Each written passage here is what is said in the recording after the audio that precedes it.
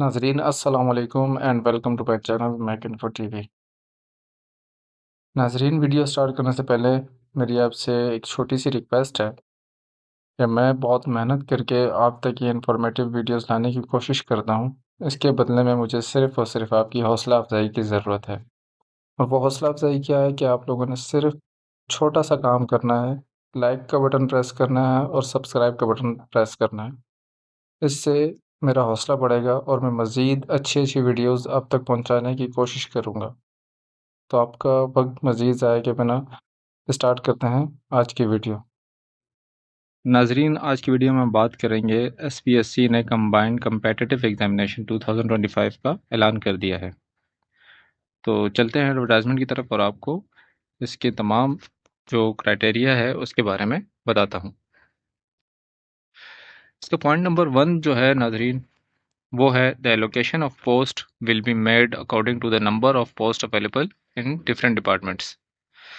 जो पहला पॉइंट है वो ये कहता है कि जो पोस्ट की एलोकेशन होगी जो कि डिफरेंट डिपार्टमेंट्स जो कि सिलेक्ट होते हैं कंबाइंड कम्पिटिटिव एग्जामिनेशन पास करने के बाद, डिफरेंट जो डिपार्टमेंट्स हैं सिंध गवर्नमेंट के, उसमें एज एन ऑफिसर उन ज्वाइन करते हैं।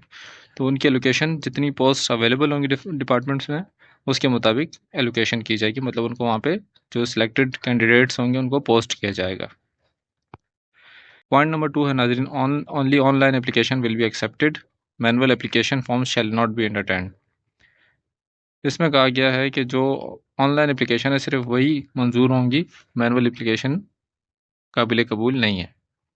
अब ऑनलाइन अप्लाई किस तरह किया जाता है वो मैं अपनी आने वाली वीडियोस में आपको डिटेल में अप्लाई करने का पूरा प्रोसीजर समझाऊंगा। उसके लिए आप मेरे चैनल को सब्सक्राइब करें, वीडियो को लाइक करें ताकि हर नई आने वाली इंफॉर्मेटिव वीडियो आपको टाइमली पहुंच सके। चलते हैं एलिजिबिलिटी क्राइटेरिया की तरफ। इसका जो पॉइंट नंबर 1 है वो है both male and female including minority and differently abled person who are citizens of Pakistan.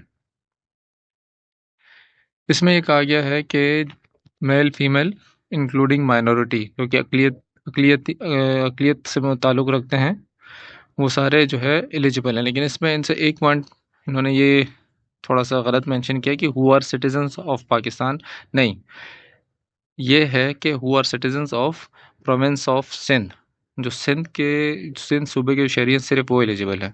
Pakistan में तो चारों सूबे आते हैं, तो पंजाब के बलूचिस्तान, गिलगित, वो सारे इनएलिजिबल है। इन्होंने यहाँ से पे पॉइंट इनसे थोड़ा सा मिस्टेकनली गलत लिखा गया। बहरहाल जो कि सिंध प्रोविंस के रहने वाले लोग हैं वो तमाम एलिजिबल हैं। नंबर 2 की तरफ आते हैं, domiciled and permanent resident of Sindh having at least second division bachelor degree and age of 21 to 30 years age on 1 सितंबर 2025 आर एलिजिबल। पॉइंट नंबर 2 में ऊपर ये लिख देते तो ज़्यादा बेहतर था, ये पॉइंट लिखने की ज़रूरत ही नहीं थी, लेकिन उन्होंने अब इसमें वो मेंशन किया है कि जो कि सिंध प्रोविंस के जो रेजिडेंट हैं जिन्होंने सेकंड डिवीज़न में बैचलर डिग्री की है। बैचलर डिग्री की हम बात करें तो बैचलर डिग्री किसी ने अगर 14 इयर्स की एजुकेशन कंप्लीट की भी और उसको 14 इयर्स एजुकेशन की डिग्री मिली हुई है तो वो एलिजिबल है। जो आजकल, पहले उसको बी कॉम कहा जाता था 14 इयर्स की डिग्री को, आजकल उसको एडीसी कहते हैं या एडीए एसोसिएट डिग्री का नाम दे दिया गया है, तो वो भी एलिजिबल है। Associate degree is equal to bachelor degree. या आप एचईसी की वेबसाइट पे विजिट करके चेक कर सकते हैं। तो जिसने एडीसी या एडीए किया हुआ है, 14 इयर्स एजुकेशन है, तो वो परेशान मत हो, वो भी एलिजिबल है। और एज जो है 21 से 30 इयर्स होनी चाहिए 1 सितंबर 2025 तक। Point number 3, in case of candidates from schedule caste the upper age limit shall be 31 years on सितंबर 1 2025। वो कैंडिडेट जो कि शेड्यूल कास्ट से ताल्लुक़ रखते हैं उनकी एज लिमिट 31 ईयर्स है। Point number 4, in case of candidate domiciled in Sindh province who are serving in federal government, Sindh government with a total continuous service of at least 4 years as on 1 September 2025, the upper age limit shall be 35 years. वो candidate जो कि Sindh province के रिहायशी हैं और federal government या Sindh government में मुलाजमत कर रहे हैं और 4 साल की मुसलसल मुलाजमत जिनकी मुकम्मल हो चुकी है, 1 सितंबर 2025 तक। तो उनकी एज लिमिट में रिलैक्सेशन है, वो 35 ईयर्स तक एलिजिबल है। इसमें एक नोट है नाजरीन, ये आप काइंडली देख लें इसको ज़रा। Employees of autonomous semi autonomous local bodies are not eligible for concession mentioned in para 3-4 ये वाला है, ये 3-4 है। तो इसमें जो ऑटोनॉमस सेमी ऑटोनॉमस मतलब कि जो प्राइवेट जो इदारे हैं उसके मुलाजमीन इसमें शामिल नहीं है। सिर्फ जो परमानेंट एम्प्लॉयज़ हैं फेडरल गवर्नमेंट के, सिंध गवर्नमेंट के, उनको ये 35 ईयर्स वाली रिलैक्सेशन मिलेगी। अच्छा, इसका नंबर 2 जो है पॉइंट, ये नोट में नंबर 2 आप ये भी ज़रा चेक कर लें। In compliance to order of honourable Supreme Court of Pakistan in suo moto case number 18/2026 dated 13 March 2017, the CCE has been regularized on annual basis. The conditions of 3 attempts has been applied effective from CCE 2019। मतलब कि आप इसका आसान अल्फाज में कि supreme court ने एक नोटिस लिया था, उसके बाद उसके ऑर्डर के मुताबिक जो 3 अटैम्प्ट्स हैं वो CCE, जिस तरह आप CSS के भी 3 अटैम्प्ट्स होते हैं, आप CCE के सिर्फ 3 अटैम्प्ट्स दे सकते हैं, ज़्यादा नहीं दे सकते। पॉइंट नंबर 4 की तरफ चलते हैं। Rules revised syllabus and recommended books could be seen on SPSC website. जो सिलेबस है, जो रूल्स हैं या रिकमेंडेड बुक्स हैं, वो आप SPSC वेबसाइट पे जाके देख सकते हैं और डाउनलोड करके उससे उसके मुताबिक तैयारी कर सकते हैं। नंबर 5 है quota for female minorities and differently abled persons as per policy of government of Sindh. ये कोटा की जो पॉलिसी है, जो डिस्ट्रीब्यूशन भी की गई है अर्बन और रूरल की, उसके अलावा फीमेल माइनॉरिटीज़ और डिफरेंटली एबल पर्सनस, वो तमाम SPSC की वेबसाइट पे मेंशन है, वहाँ से जाके चेक कर सकते हैं कि कितने % कोटा किस ग्रुप को दिया गया है, किस कैटेगरी का कितने % कोटा है। पॉइंट नंबर 6 है the examination will be held at the following centres: Karachi, Hyderabad, Sukkur, Larkana. अच्छा, the commission however reserve the right to modify list of centre based on the number of candidates. मतलब इन 4 के अलावा भी सेंटर जो है कमीशन वो दे सकती है, जो कि कैंडिडेट के नंबर पे मुनसर होगा। अगर ज़्यादा कैंडिडेट किसी एक दूर ज़िले से अप्लाई करते हैं तो फिर वहाँ भी कंडक्ट कर सकती है टेस्ट कमीशन। पॉइंट नंबर 7 है नाजरीन, candidates are advise to Number 1, SPSC has implemented an online fee submission process. Candidates shall generate a PSID before making a challan payment of ₹1,000 through any online payment channel by selecting one bill invoice service option. Online जब apply करेंगे नाजरीन तो आपको ये PSID एक generate हो जाएगी automatically. इसके ऊपर आपका जो एक नंबर होगा, इनवॉइस नंबर, वो आप किसी मोबाइल ऐप से one bill invoice service option जो है सिलेक्ट करके आप उसमें वो पे कर सकते हैं। वो आने वाली वीडियोस में आपको मैं मुकम्मल प्रोसीजर समझाऊंगा। उसके लिए आप मेरे चैनल को सब्सक्राइब करें ताकि आपको हर नई आने वाली वीडियो टाइमली पहुंच सके।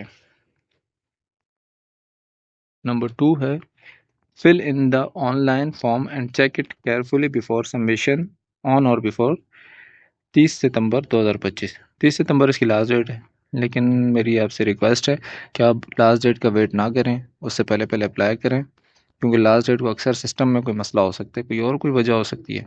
और टाइम भी 5 बजे तक होता है। 5 बजे के बाद आप अगर फ़ीस जमा करवाएंगे तो वो भी एक्सेप्ट नहीं होगी। फ़ीस तो जमा हो जाएगी लेकिन आपको टेस्ट के लिए कंसिडर नहीं किया जाएगा।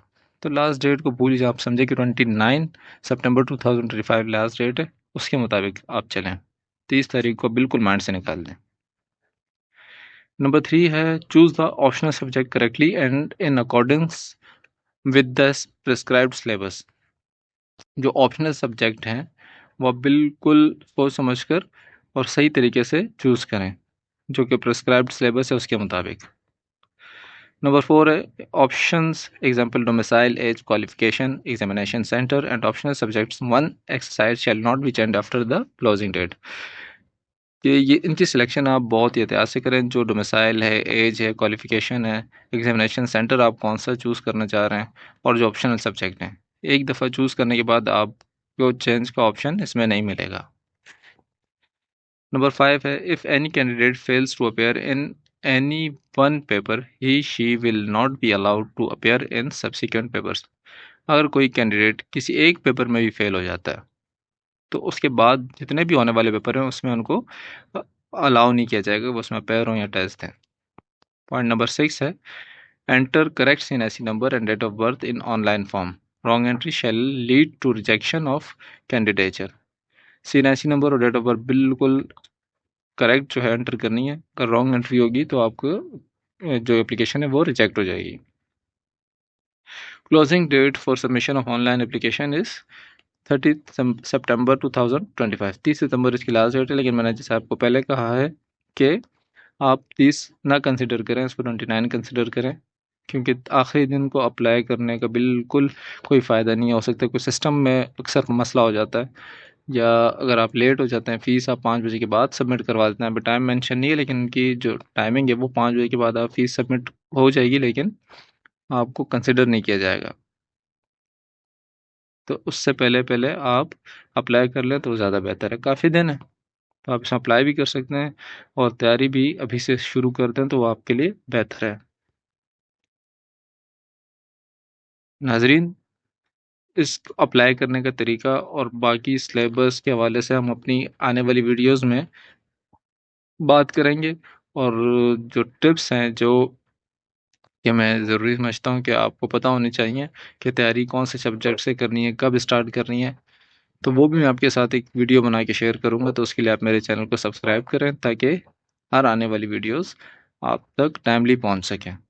तो ये आपके पास एक गोल्डन चांस है, आप सिंध गवर्नमेंट को एज एन ऑफिसर ज्वाइन कर सकते हैं। बहुत ही पावरफुल जो है ये पोस्ट होती हैं, इसमें असिस्टेंट कमिश्नर भी शामिल है, DSP भी शामिल है, तो उसके अलावा भी अकाउंट्स डिपार्टमेंट हैं। जितने डिपार्टमेंट्स हैं सिंध के, उन तमाम डिपार्टमेंट्स में एज एन ऑफिसर आपको पोस्ट किया जाएगा। तो आप जिसने ग्रेजुएशन की हुई है तो वो बिल्कुल ही चांस मिस ना करें। कोई ये ना सोचे कि मैं पास कर पाऊंगा, नहीं कर पाऊंगा, नहीं कर पाए तो बस बात ख़त्म, सिर्फ 1000 रुपये की बात है। कम से कम आप इतना पढ़ेंगे, आपकी नॉलेज में और इजाफा हो जाएगा। आप समझें आपने किस इंस्टीट्यूट की फ़ीस दी है, तो इस एग्ज़ाम के लिए आप जितनी तैयारी करेंगे वो आपकी नॉलेज में इजाफा होता रहेगा। तो वो 1000 रुपये भी ज़ाया नहीं होने।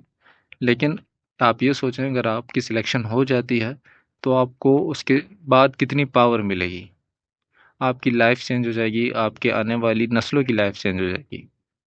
तो आप इसमें अप्लाई करें, और ये मत सोचें कि मैं पास नहीं कर पाता, क्योंकि जो लोग सिलेक्ट हुए हैं वो भी आपकी और मेरी तरह आम लोग ही हैं। उन्होंने अप्लाई किया है और उनकी सिलेक्शन हो गई है, और आज वो as an officer Sindh government को सर्व कर रहे हैं।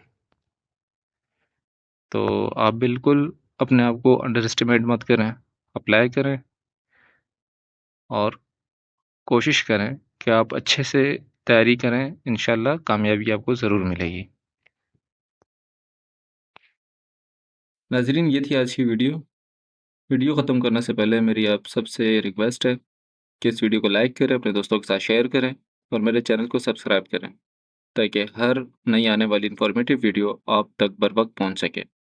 नाजरीन, इसमें मैं आपको यकीन दिलाता हूँ कि आपको फ़ायदा होगा, नुकसान नहीं होगा। तो मिलते हैं अपनी नेक्स्ट वीडियो में, तब तक के लिए अल्लाह हाफ़िज़, अपना ख़्याल रखें।